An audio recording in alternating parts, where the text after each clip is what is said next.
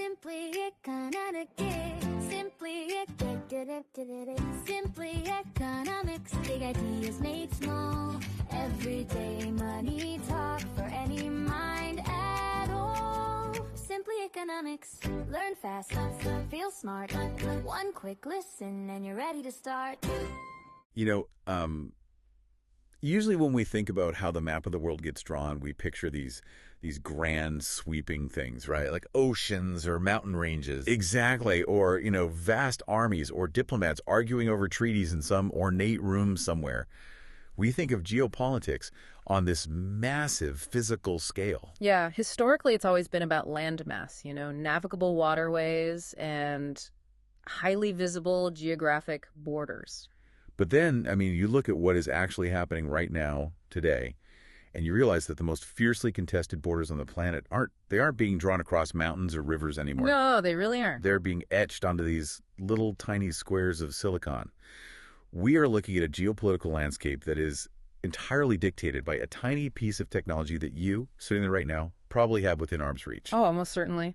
And that's exactly what we're unpacking today. We're going deep into some really fascinating current research on economics and geopolitics to understand a dilemma that is literally restructuring the global map. It's a massive shift. It really is. Yeah. So we're looking at semiconductors, computer chips, and asking a very specific high-stakes question. Do export controls on this technology actually improve a country's economic security, or do they just end up destroying global efficiency? Right, and to really get to the bottom of that, we have to unpack this concept known as strategic trade theory. Right. We're basically going to explore how this battle over computer chips is essentially forcing countries to make a really brutal zero-sum choice between political power and economic growth. Which is quite the trade-off. It is. But before we get into the heavy mechanics of the supply chain and all that, let's probably establish our baseline for this analysis. Yeah, crucial point. Yeah. Because this is a topic that inherently involves the grand strategies of the United States and China. So we are looking at this impartially. Completely impartially. We are analyzing this purely as a geopolitical chessboard, right? Mm-hmm. We aren't taking sides, and we aren't assigning moral weight to either approach. Exactly. We are just taking an objective look at the strategic moves being made by both of these massive players. We want to understand the fundamental mechanics of why they're making these moves and how it literally reshapes the global economy for you and me. Right. So with that framing in place, let's look at the core conflict here. Out of all the commodities countries trade, oil, steel, uranium, why semiconductors? That is the big question. And for a long time, I think the public perception of semiconductors was heavily tied to consumer electronics. Yeah, like they make your smartphone run faster. Right. Or they give your gaming console better graphics, or they manage the battery life in your electric vehicle. All the stuff we buy at the store. Exactly. But chips have moved far, far beyond just consumer goods. They are now the foundational building blocks for critical national security infrastructure. And the research makes it clear the real battleground here centers on three massive areas, right? Artificial intelligence, military capabilities, and cybersecurity. Yeah, those are the big three. So let's say you are developing next generation artificial intelligence, specifically training large language models or autonomous systems. The stuff that's dominating the news right now. Precisely. To do that, you need the most advanced, highly dense semiconductors on the planet just to process that staggering amount of data. We're talking about chips with literally billions of transistors on them, right? Billions. They are operating at the absolute bleeding edge of physics. And it's the same for the military. If you are building modern military equipment, whether that's a drone swarm or a hypersonic missile guidance system or an advanced radar array, the hardware is completely dependent on those high-end chips to process real-time battlefield data. Exactly. The physical shell of the missile doesn't matter as much as the silicon brain guiding it. Wow. And then when it comes to cybersecurity, the ability to defend your networks using advanced encryption or theoretically utilize something like quantum computing to break an adversary's encryption that is entirely gated by raw computing power. Raw computing power is the currency. So, this isn't a trade dispute over who gets to sell more laptops to consumers. It's fundamentally about who holds the keys to the future of military dominance and technological supremacy. Which brings us to the core dynamic playing out right now between the U.S. and China. The U.S. currently holds a dominant position in the design and production of these highly advanced chips. They do. And to maintain that dominance, the U.S. is aggressively utilizing export controls. And these aren't just your standard tariffs or quotas, right? No, not at all. The U.S. is utilizing mechanisms like the Foreign Direct Product Rule, which has this just incredible extraterritorial reach. Okay, let's try to visualize how that mechanism actually works, because it's so vital to understanding the strategy here. It can be a little dense, yeah. Right. So think about it like, okay, imagine a high-stakes competitive baking show. Okay, I'm with you. And let's say the reigning champion is the U.S., and they make this absolutely incredible world-beating cake. But they don't just own the recipe. They own the only farm that produces the specific type of flour needed to make it. Right. And now they suddenly refuse to share that proprietary flour with the runner-up, which would be China in this analogy. And not only that, they also tell anyone who uses their farming equipment that they can't sell flour to the runner-up either. Yes, exactly. You can have 100 different countries supplying parts for a commercial jet, for example. Yeah. The leather, the wiring, the aluminum. But if only one country knows how to make the specific alloy for the turbine blades, you just have a very expensive museum exhibit. The U.S. isn't just refusing to sell the finished chips. They are restricting access to the highly specialized machinery needed to forge them. And that is the exact choke point strategy. The U.S. is essentially attempting to cut off the supply of the most advanced chips, and this is crucial, the highly complex lithography machines used to make those chips. All to prevent competitors from leaping ahead in AI and military capabilities. Right. And because the U.S. controls key foundational technologies, like the electronic design automation software used to actually draw and map out the chips. Wait, they control the software too? Oh, yeah. Because they control that, they can legally restrict a foreign foundry from manufacturing advanced chips for Chinese companies, even if that foundry isn't even on U.S. soil. That is wild. But, I mean, China isn't just sitting still and accepting that reality, right?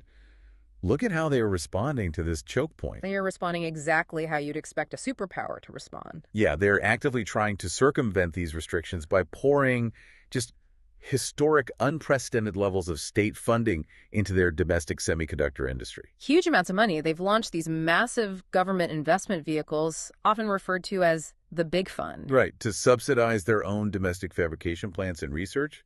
Because, I mean, from Beijing's perspective, being reliant on a geopolitical rival for the single most critical technology of the 21st century, that's just an unacceptable strategic vulnerability. Completely unacceptable. So they are pushing hard for self-sufficiency. They are prioritizing legacy chip manufacturing where they can build market share quickly, and heavily subsidizing research to eventually leapfrog the current technological hurdles. Okay, but let's unpack this for a second, because if a country locks down its technology for security, aren't we just sacrificing economic efficiency for political power? That is the pivotal trade-off, yes. Because if the U.S. completely breaks the global supply chain, and China has to go and build an entire parallel ecosystem totally from scratch, doesn't the whole process of human innovation just become incredibly inefficient? Oh, absolutely. You are explicitly sacrificing economic efficiency for political power.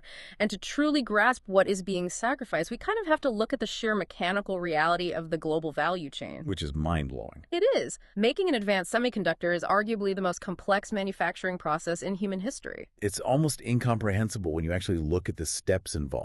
Right. So for decades, the semiconductor industry operated on the principle of maximum global efficiency. It was rooted in classic comparative advantage. Meaning everyone does the one thing they're best at. Exactly. So you might have a chip that is architected by design engineers in California or the UK. Right. And that design relies on core intellectual property from a British company. Then the physical manufacturing takes place at a massive fabrication plant, a fab in Taiwan. Which is practically a city unto itself. Right. But that Taiwanese fab can only operate by using these incredibly complex, extreme ultraviolet lithography machines. And those are built by a single company in the Netherlands. Just one company. Just one.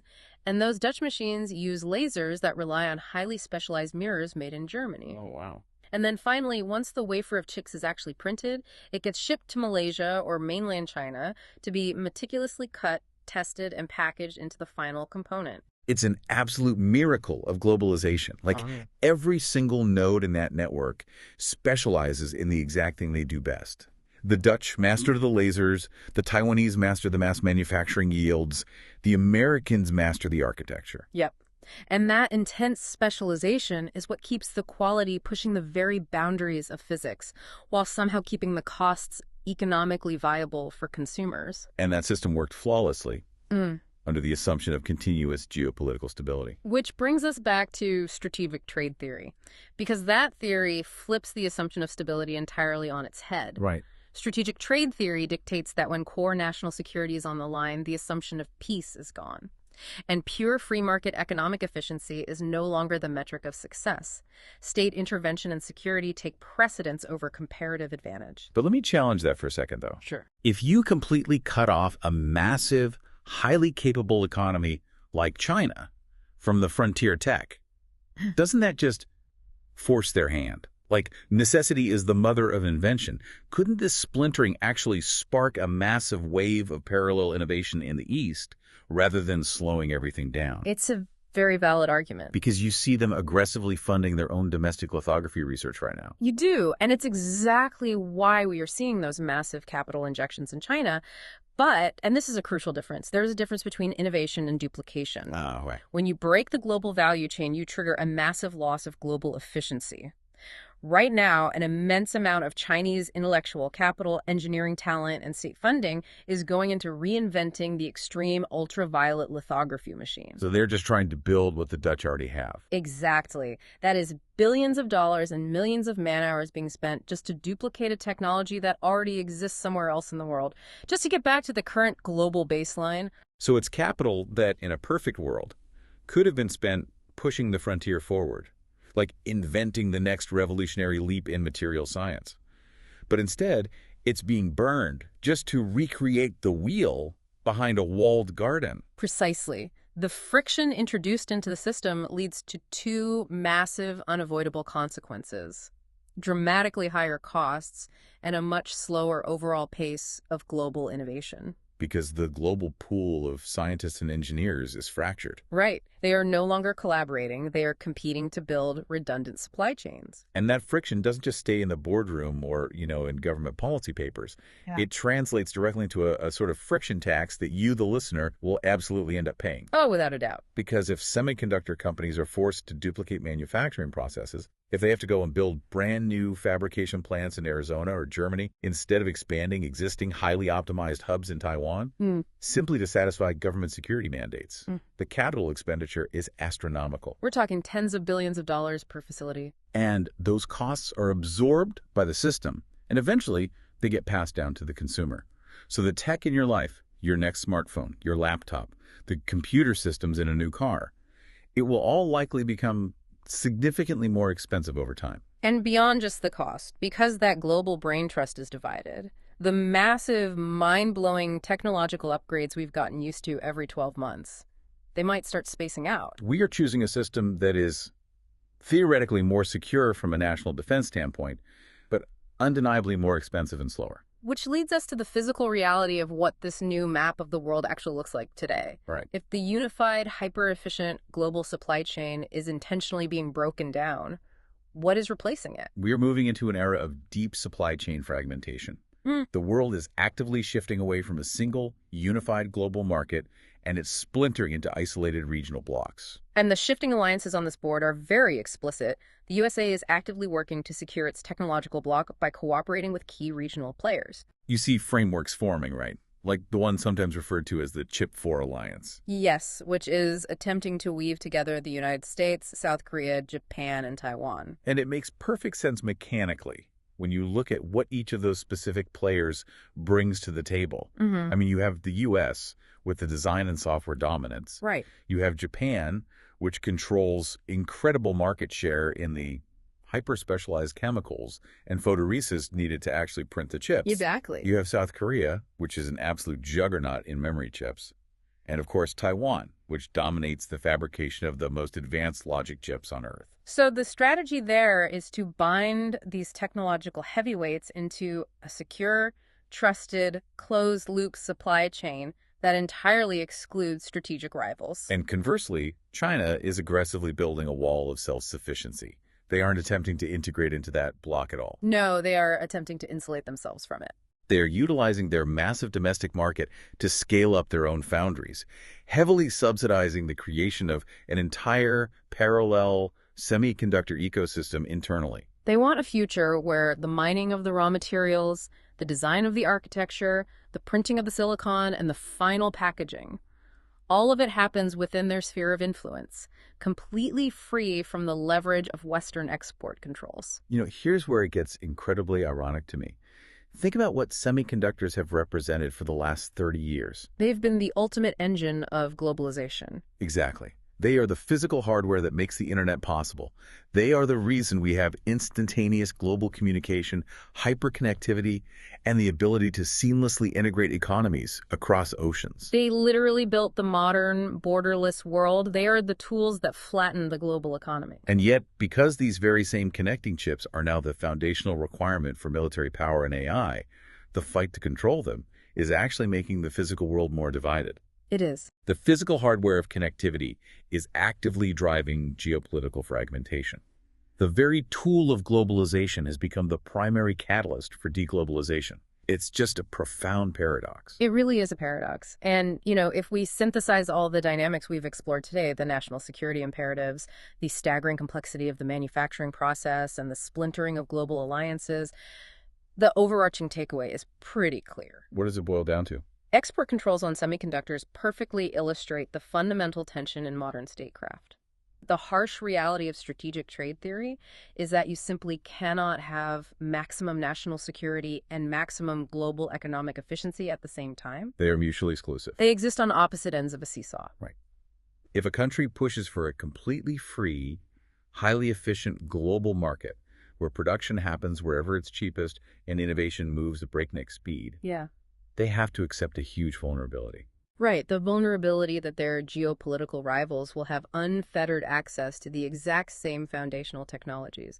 You sacrifice a significant degree of security for that economic prosperity. But on the flip side, if a country prioritizes national security, if they utilize export controls, heavy tariffs, and domestic subsidies to choke off rivals and build these regional trusted fortresses, they have to accept that manufacturing costs will skyrocket.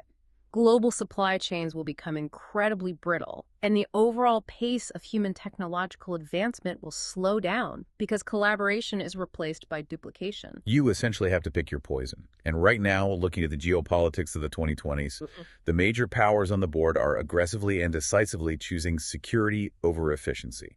Which means the global economy is going to be living with the friction of that choice for a generation, at least. It really changes how you contextualize the daily news cycle, doesn't it? Oh, completely. When you read a headline about a new trade tariff being imposed, or a diplomatic dispute over a manufacturing plant in Taiwan, or tens of billions of dollars in government subsidies being announced in Washington or Beijing, you realize it's not just isolated political posturing. No, it's not just domestic pandering. It is all part of this massive, invisible mechanical restructuring of the global technology map. Understanding these hidden supply chain dynamics is honestly the only way to actually make sense of the macro trends shaping the world right now. Absolutely. And as we conclude our analysis of this huge geopolitical shift, it raises a really fascinating and perhaps a little unsettling question about the long-term consequences of this fragmentation. Okay, what are you thinking? Well, we've established that the global semiconductor industry is physically breaking apart into isolated regional blocks, right? And that these massive pools of talent and capital are no longer collaborating. The digital fortresses are being built. Right.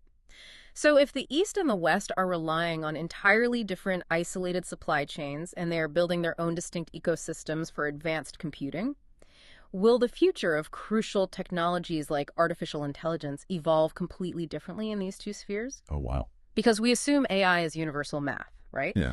But if it is being trained on completely different hardware architectures, governed by completely different domestic regulatory software, and developed by engineers who operate in entirely separate technological ecosystems. Are we not just building different supply chains? Exactly. Are we fundamentally building entirely separate technological futures? Will an artificial intelligence trained in a walled-off, self-sufficient ecosystem in the East develop different logic models or different problem-solving approaches or even different strategic biases than an AI developed in the interconnected block of the West? That is a staggering thought. It actually takes us right back to the visual of the map we started with. Full circle. We aren't just drawing new borders on pieces of silicon to control who gets to manufacture what today. By splintering the foundation of computing power, we might actually be drawing borders around the evolutionary tree of human computing itself. We really might be. It's a completely different kind of geography, and one that will dictate the balance of power for the rest of the century. So on that note, we'll leave you to think about what the map of tomorrow is really going to look like and how that device in your hand is intimately connected to it. Thanks for taking this deep dive with us, and we'll catch you next time. That brings us to the end of today's episode of Simply Economics. We hope this discussion helped make today's economic concept clearer and more relevant to real life. If you found this episode useful, feel free to share it with others who are interested in understanding economics beyond the textbook. You can find Simply Economics on YouTube, Spotify, and Podbean. In our next episode, we'll continue exploring how economic theory applies to everyday decisions and real-world markets. Thanks for listening, and we'll see you next time on Simply Economics.